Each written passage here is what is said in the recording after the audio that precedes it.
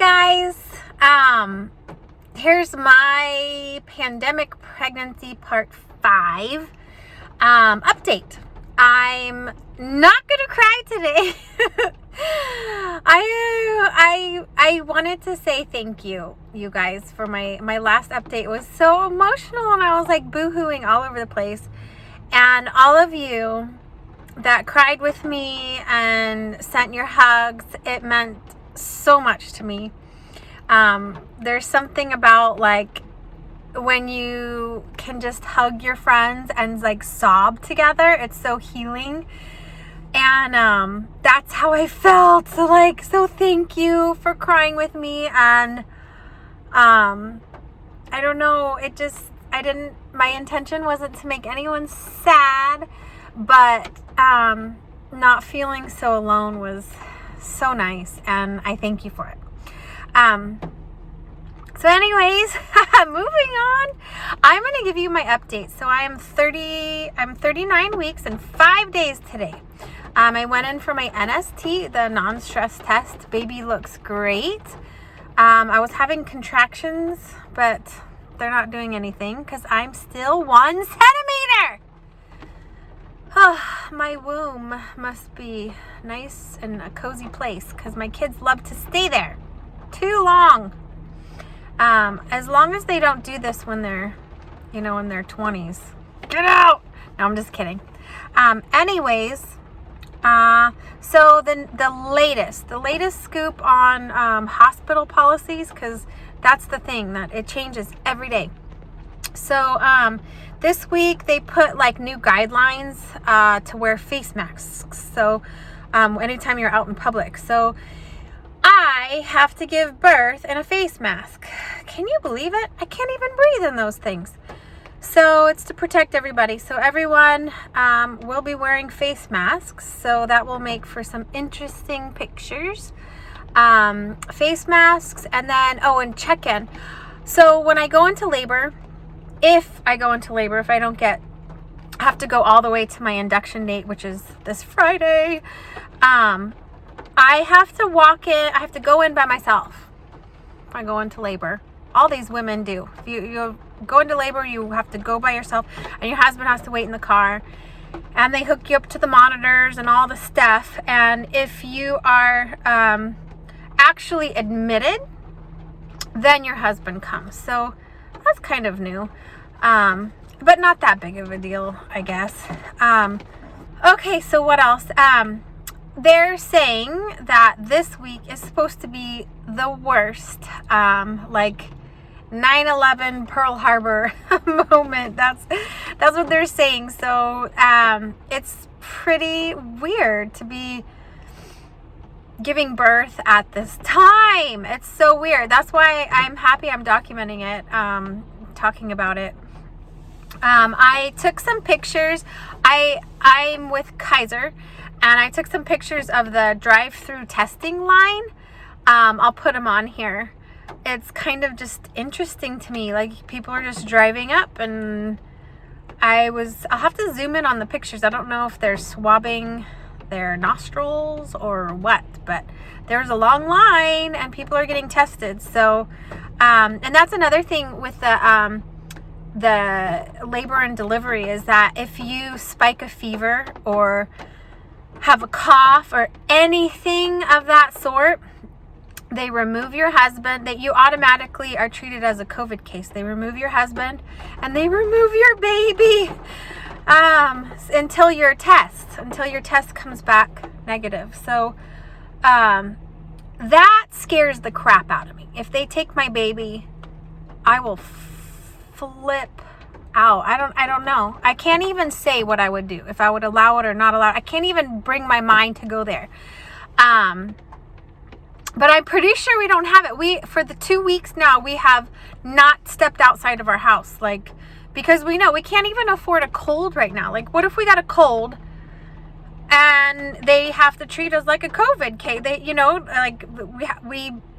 There's repercussions of our delivery. So we're just acting like ridiculously quarantining ourselves, so that we can at least get this baby out.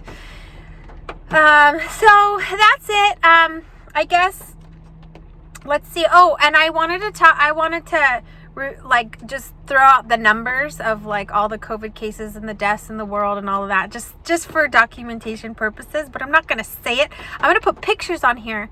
So I'll just put them up. And then before I say goodbye, I wanted to, well, first I want to show you how enormous, how big, you guys, look at that.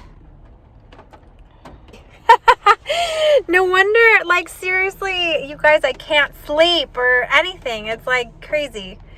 So anyways, before I go, I wanted to do something a little different because last week's was so boo-hooey, and I don't want to I want to go down a different road today. So, I been thinking about all of the really awesome things that have been happening, due to this global pandemic. Like, it's so weird, and it's such a weird time in history to be living through this. But, I've noticed like a few things that we can be happy about. One thing is, laundry. Yes, laundry. Have you noticed how much less laundry there is in your household? I mean, my laundry was never ending, and now it's like a quarter of the laundry. It's glorious. Yes. Take it. Also, I love being together.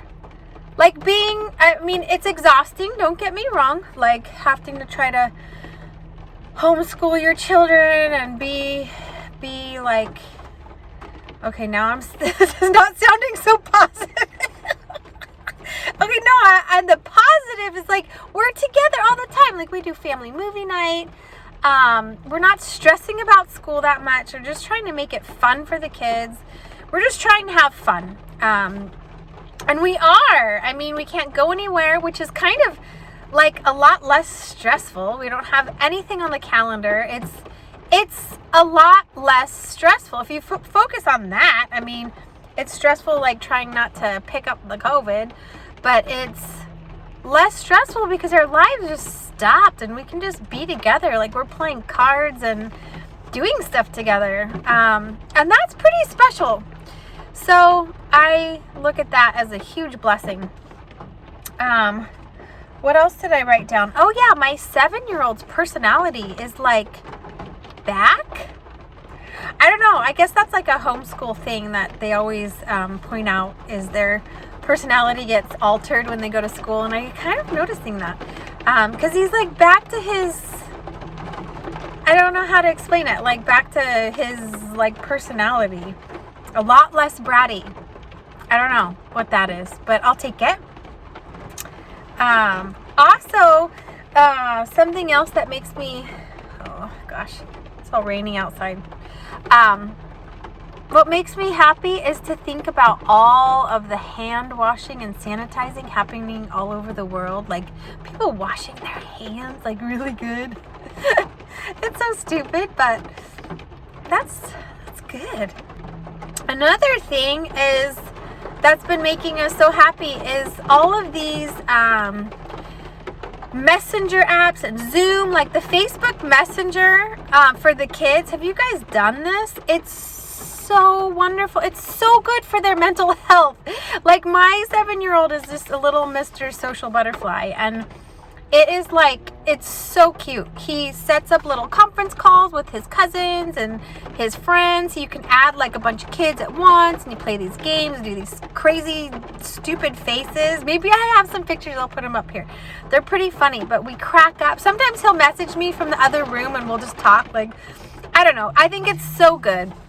It's so good for them, and they get to see their friends and have like a little bit of a social life. I think it's good for their mental health. And the same thing with the Zoom. Like, there's so many things going on. That's just fun. Like, yay humans. It's just like that. What's that Mr. Rogers saying that everybody knows that, you know, when something horrible happens, you always look for the helpers, something like that, you know, like look for the positives. There's, you know, a lot of awful in this, so we don't have to go over it, but there's a lot of really neat things happening. Online church is like skyrocketing. How cool. People are finding God and a purpose. Yay. Okay. There's lots of cool things happening. So let's just focus on that for a little bit, and continue to keep me in your thoughts that I go into labor